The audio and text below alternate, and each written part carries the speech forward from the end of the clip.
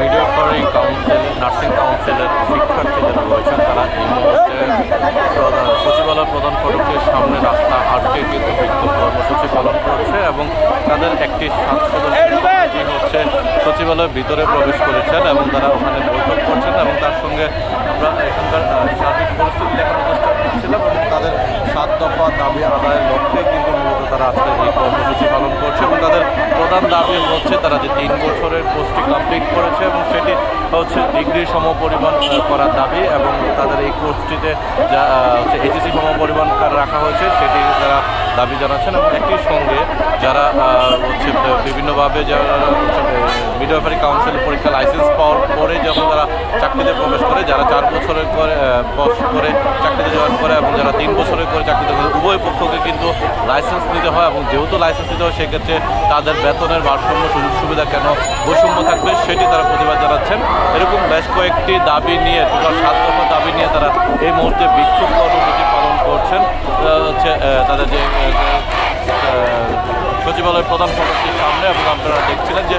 সচিবালয়ের রাস্তাতে তারা যে ব্লক রেখে কিন্তু তারা তাদের আন্দোলন করছে এবং সাধারণ শিক্ষার্থী যারা রয়েছেন তারা তাদের এই দাবি দেওয়া নিয়ে কিন্তু এই মুহূর্তে এখানে উপস্থিত হয়েছেন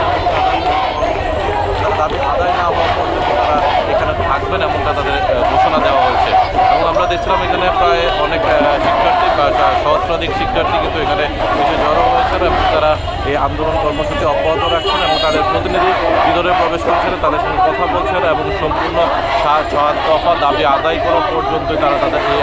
না হওয়া পর্যন্ত তাদের আন্দোলন কর্মসূচি অব্যাহত রাখবে। তার পাশাপাশি আমরা দেখছি বেশ কয়েকটি সংস্থা রয়েছে যারা হচ্ছে সরকারিতে যারা চাকরি করে তাদের যে গাড়ি চালক রয়েছেন এবং এছাড়াও রয়েছেন অন্যান্য শিক্ষার্থী, পাশাপাশি রয়েছেন কিন্তু আরও কয়েকটি সংগঠন এবং আমরা কিছুক্ষণ আগে দেখছিলাম যে প্রাণী সম্পদ মন্ত্রণালয়ের একটি কর্মচারী ইউনিয়ন এবং রয়েছেন 41, 42 এবং 43তম বিশেষ পরীক্ষার্থীদের সংগঠন এবং তারাও কিন্তু এখানে আন্দোলনের সাথে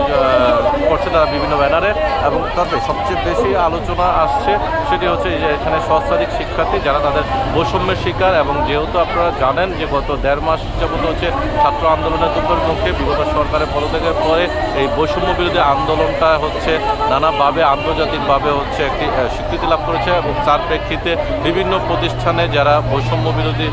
বৈষম্যের শিকার হয়েছেন তারা এখন রাজপথে নেমে এসেছেন এবং তারা সরকারি বেসরকারি সহ বিভিন্ন প্রতিষ্ঠানের যারা সাধারণ শিক্ষার্থী যারা রয়েছেন তারাও নেমে আসছেন এবং কর্মসংস্থানে যারা কাজ করছে, যারা চাকরিজীবী রয়েছেন তারাও সরকারি বেসরকারি বিভিন্ন প্রতিষ্ঠানের কর্মচারীরাও কিন্তু রাজপথে নেমে আসেন এবং তারা বিভিন্ন ধরনের দাবি দেওয়া নিয়ে মন্ত্রণালয় বিভিন্ন মন্ত্রীর সঙ্গে উপদেষ্টা পরিষদ এবং মন্ত্রণালয়ের সঙ্গে হচ্ছে তারা আন্দোলন সংগ্রাম করছেন এবং তাদের দাবি দেওয়া উপস্থাপন করছেন এবং অনেক ক্ষেত্রে তাদের দাবিগুলো মেনে নেওয়া হচ্ছে এবং অনেক ক্ষেত্রে তাদেরকে সময় নেওয়া হচ্ছে এবং যুক্তি তর্ক উপস্থাপনের ক্ষেত্রে তাদের সুযোগ দেওয়া হচ্ছে। বাট সরকারের পক্ষ থেকে কিন্তু তাদের কথাগুলো শোনা হচ্ছে এবং সেই শুনে যৌক্তিকতার প্রেক্ষিতে তাদের দাবি দাওয়াগুলো মেনে নিয়েছে এবং আজকে কিন্তু আপনারা ইতিমধ্যে জানেন যে গ্রাম পুলিশে গত কয়েকদিন যাবতে তাদের আন্দোলন কর্মসূচি অব্যাহত রেখেছে এবং সেই আন্দোলনের প্রেক্ষিতে আজকে কিন্তু তাদের দাবি দেওয়া মেনে নিয়েছে এবং তারা কিন্তু জাতীয়করণের অধীনে হচ্ছে 2009 সালে যে প্রজ্ঞাপন গেজেট ছিল সেই গেজেটের অনুসারে তারা বেতন স্কেল বেতন পাওয়ার জন্য তারা হচ্ছে সম্মতি দেওয়াতে সরকার তারা তাদের আন্দোলন সংগ্রাম নিয়ে ফিরে গেছে। এ ছিল এখান থেকে সর্বশেষ তথ্য আমরা জানানোর চেষ্টা করছিলাম। এখানে কয়েক হাজার শিক্ষার্থী রয়েছেন যারা এই মিডওয়াইফারি কাউন্সিলের অধীনে হচ্ছে তারা নার্সিং শিক্ষার্থী এবং তারা পরবর্তীতে বিভিন্ন সরকারি বেসরকারি প্রতিষ্ঠানে নার্স হিসাবে কর্মরত জীবন শুরু করবেন এবং তারা এই বৈষম্য দূর করার ক্ষেত্রে শিক্ষার্থীরা কিন্তু আজকে জাতীয় পতাকা হাতে নিয়ে মাথায় বেঁধে কিন্তু তারা তাদের আন্দোলন সংগ্রাম চালিয়ে যাচ্ছে এবং সচিবালয়ের প্রধান ফটকের সামনে তারা আন্দোলন করছে এবং ভিতরে তাদের প্রতিনিধি দল রয়েছে, তারা বৈঠক করছেন এবং তাদের সকল দাবি দেওয়া মেনে নেওয়া হবে এমনটা তাদের আশ্বস্ত পেয়েছেন, তার কারণে তারা এখানে অবস্থান নিয়েছেন।